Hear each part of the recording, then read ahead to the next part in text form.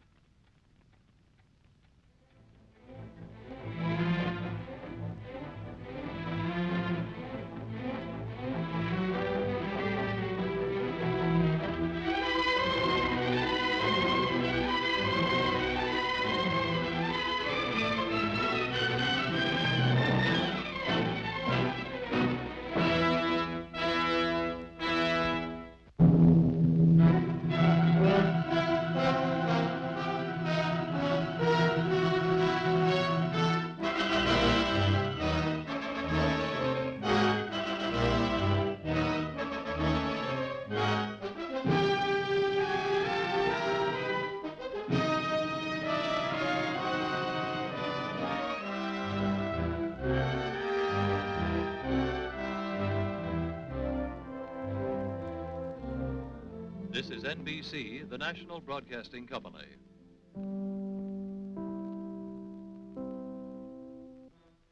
That sound is heard more often by more people than any other sound in America.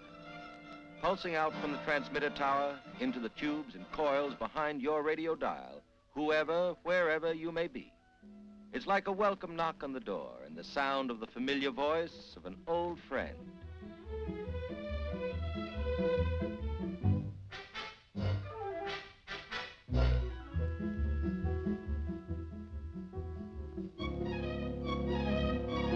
The welcome voice of NBC speaks many languages, music, the crosstalk of forum and discussion. It speaks the clipped and colorful lingo of sport, the many hundred tongues and tones of drama. It speaks the language of laughter, the rippling idiom of comedy. And it tells the world of how the world spins with the voice of truth.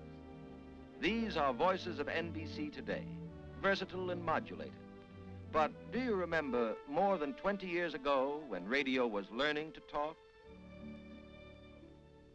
Secretary of State Charles Evans Hughes defended the Harding administration course on the League of Nations today when asked whether it wasn't time for the Republican Party to give the people an unequivocal statement in regard to its position on the World Court. He denied that its voice was a whisper crackling with static, and you stayed up till 3 scratching a crystal with a wire cat's whisker to log Pittsburgh 50 miles away. And then radio moved up from the cellar to the parlor, its earphones replaced by a handsome cone speaker, big enough for Dad to get his whole head in as he still tried for distance, maybe Cincinnati direct on a clear evening. But it was a magic night late in 1926 when Dad switched to his local station and found that it was linked by telephone lines to 19 other stations to form the National Broadcasting Company. The creation of this pioneer network meant that a broadcast originating from any of these affiliated stations could be heard clearly in the area served by all the others, and always at the same spot on Dad's dial. Now radio was going places, and NBC went with it, extending its network from coast to coast, spanning the nation, to bring the on-the-spot, play-by-play report of Graham McNamee describing the doings in Pasadena's sunny Rose Bowl to winter-bound listeners in New York.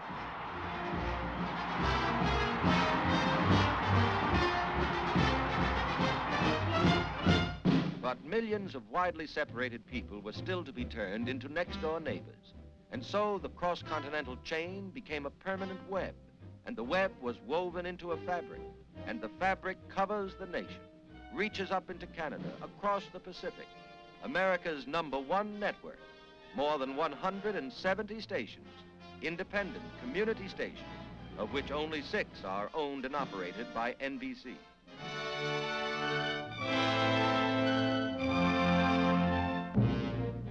But to affiliates and key stations alike, the industry's focal point is in Radio City, the city within a city. Here at New York's Rockefeller Center is home site and hearth side for the NBC family. And here the welcome mat is laid out for over 500,000 visitors a year. Friends from all over the world who've dropped in to see what goes on behind their radio dial.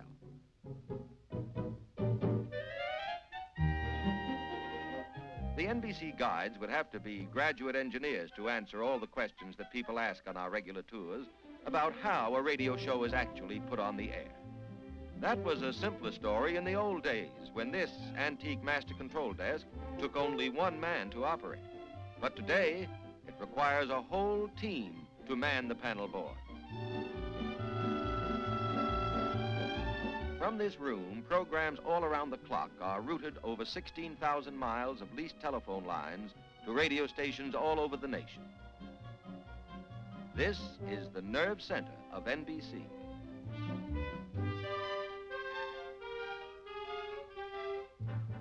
You know, what you hear on the air represents only a fraction of the effort that goes into network radio. The microphone doesn't pick up, for example, the sound of the teletypes in the communications department, which connect our key cities and handle the 3,000 messages a day which are necessary to bring your shows in on cue. You can't tune in on the traffic department either, but without it, no telling what you'd get. For on this board, every minute of the broadcast day is programmed weeks in advance to be constantly checked and rechecked for split-second transmission to the proper station.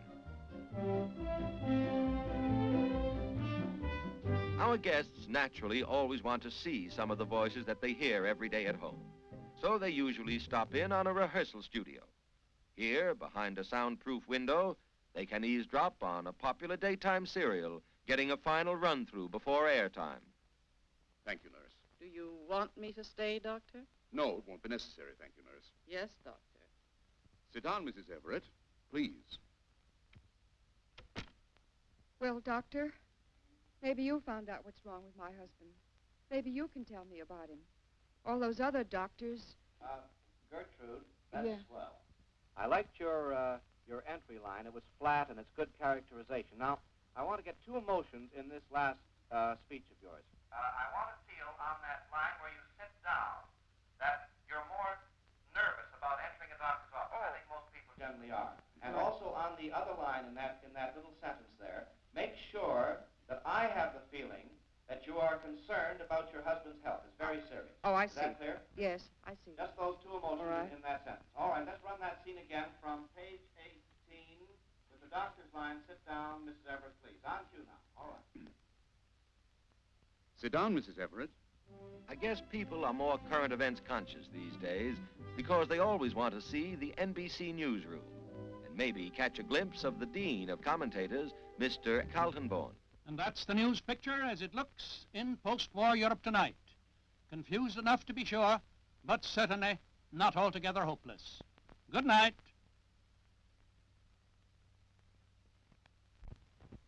Well, I've just helped turn another day over to history. But history has no clocks and has no calendars. And that's why NBC has provided a room where history can be recorded eternally. That's the newsroom. Let's visit it for a bit, shall we? All night and all day, every day in the year, these machines bring the world's news to NBC for processing. A bell signal will indicate that a really hot news story is on the wire.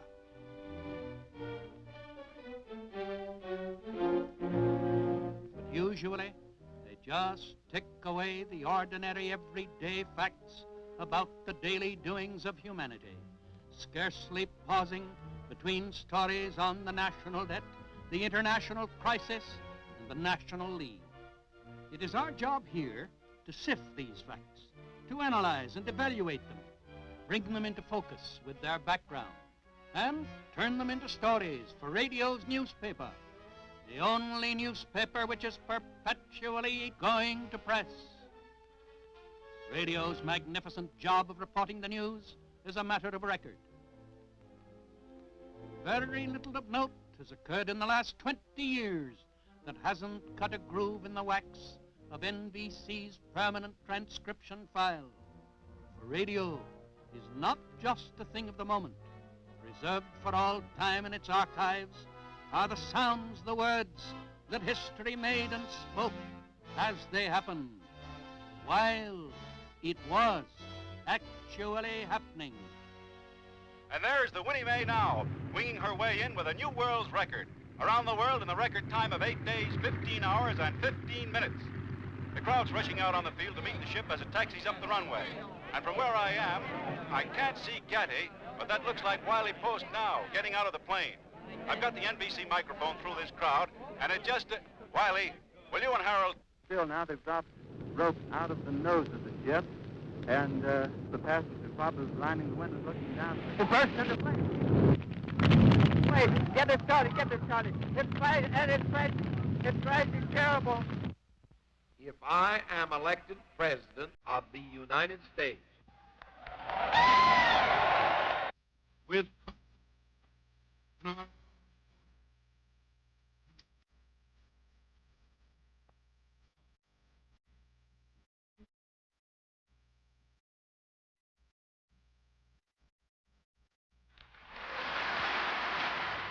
And from this room, NBC sent you its reports, hour by hour, and sometimes even minute by minute, on the greatest news story of all time, the Second World War. It followed the news wherever it went and sent back eyewitness accounts of the tide of global battle, sent back the actual sound made by a world coming apart at the seams.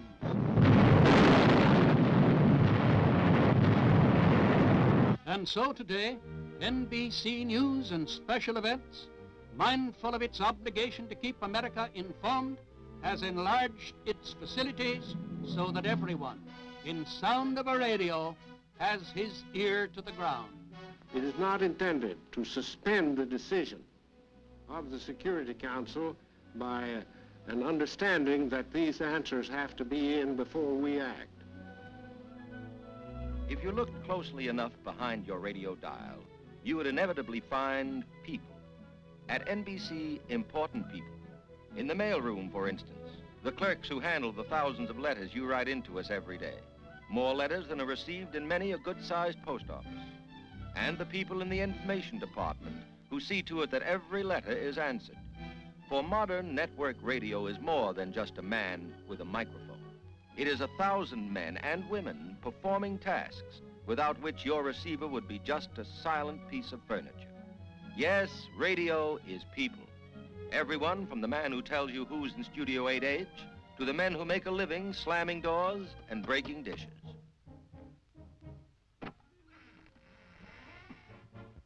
Radio is also the anonymous standby pianist who on a moment's notice must fill an emergency silence with music. And it's the director, the producer, and the composer, too. People whose voices are never heard on the air, but who have made NBC's music department the finest in the radio industry.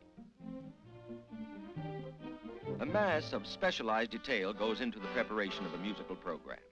Every selection must first be investigated for clearance and performance rights.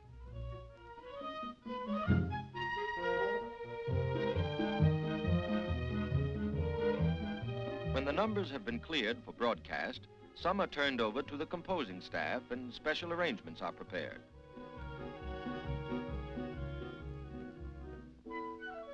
The balance of the program may come from orchestrations on file at NBC, the largest and most complete working music library in the world, containing everything from swing to symphony.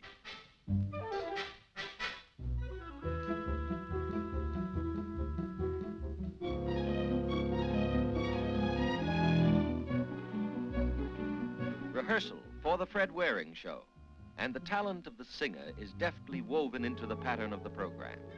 It takes many hours of patient practice to tailor the artistic and technical quality of every note transmitted to your loudspeaker.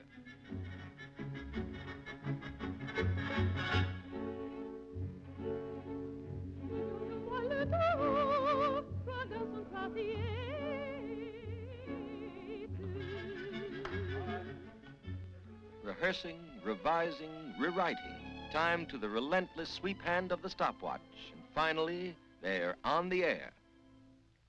Fred Waring and the Pennsylvanians broadcasting today from Radio City in New York. And here to greet you on this nice Thursday is your host, Fred Waring.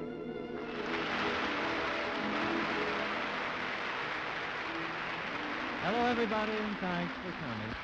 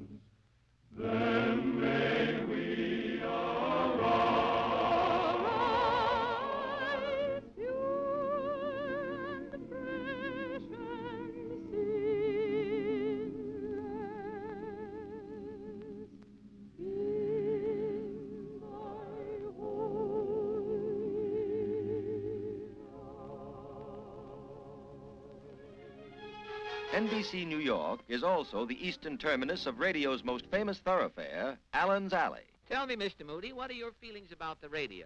I don't hold with furniture that talks. Well, you have a radio. No, I had one in the hen house. Yeah? One day, all the hen's nests would be empty. Uh-huh. Next day, every nest would have 2 eggs into it. You mean? The hens was listening to Double or Nothing. Yeah. Co-capital of world entertainment is NBC's Western radio city in Hollywood. The names they write in autograph books outside NBC Hollywood are those of the greatest stars in radio and the most in demand for advertising sponsorship. Not late for a date, are you, Charlie? I haven't got one. Oh, that's too bad. If you're not doing anything, No, you don't. I was afraid of that. That's it? Yeah. Well, isn't it an exact likeness? Hello, George. Oh, that I stood 3 hours. Pork chops? I told you this morning we're having chicken for lunch. No, sir, we have pork chops. Rochester, we're having chicken. Okay, but don't look for no wings. Gotta hurry and pack. We'll travel light. It's the thing to do these days. Where are the suitcases? Right here in the hall closet. The money that advertisers spend to sponsor these shows pays for other programs, too. Non-commercial broadcasts in the public service account for more than 40% of NBC's scheduled time. The network makes free time available for roundtable discussions and farm and home programs. It provides regular facilities, free and impartially, to the 3 major faiths. And it divides the air fairly and without cost, so that the voices of labor, management, and agriculture can all be heard. But neither network nor sponsors ultimately decide what you shall hear. To determine the most popular types of radio entertainment, NBC engages in constant research by telephone. Hello?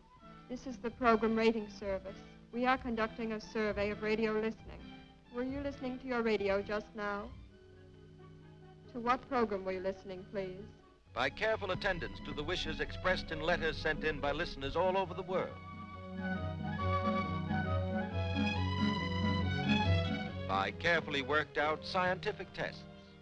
Ladies and gentlemen, we have invited you here to participate in testing a proposed radio program. We want you to register your approval or disapproval at various points in the program on those reaction sheets that you hold.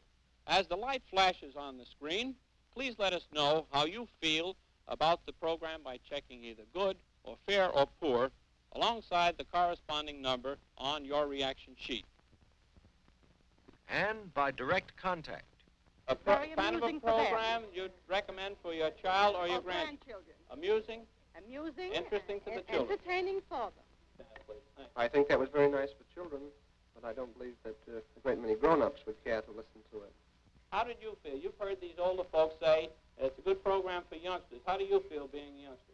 Well, it was boring at first, but then it got a little interesting as it went on in history. All right, you feel perhaps the program Childish. a little childish. That's right. NBC's obligation to its listeners is founded on its basic respect for the American home.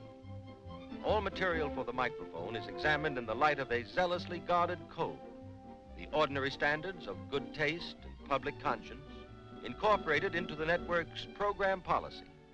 For NBC knows that vigilance is the price that radio must pay for its stewardship of the air. It knows that responsibility is the first obligation of freedom.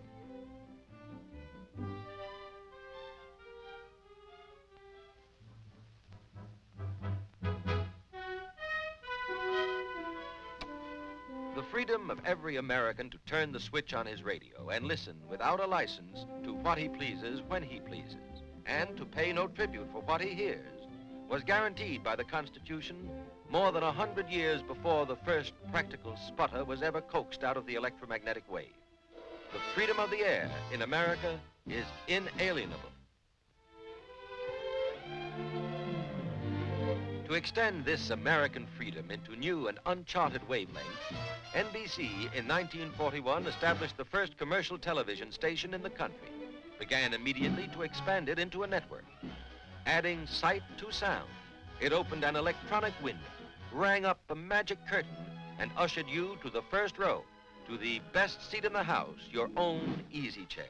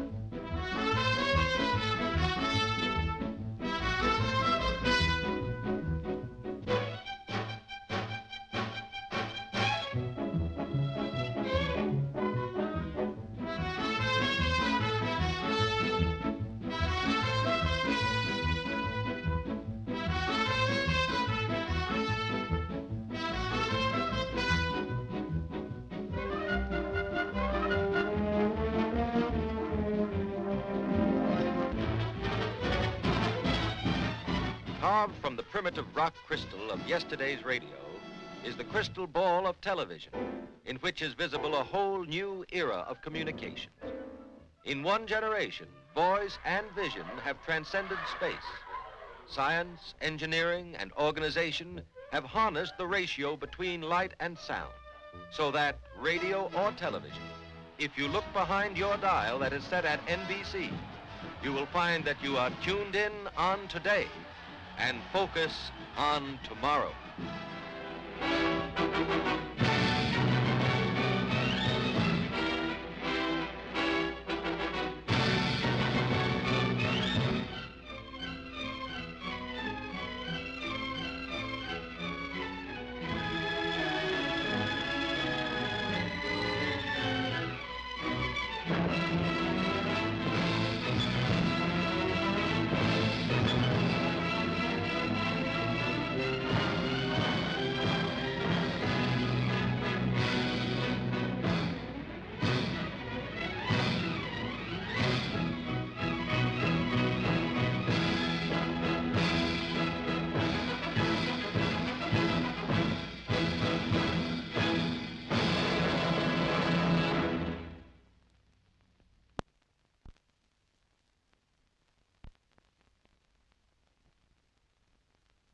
NBC station is WXXX, 000 on your dial. This has been a presentation of the Library of Congress. Visit us at loc.gov.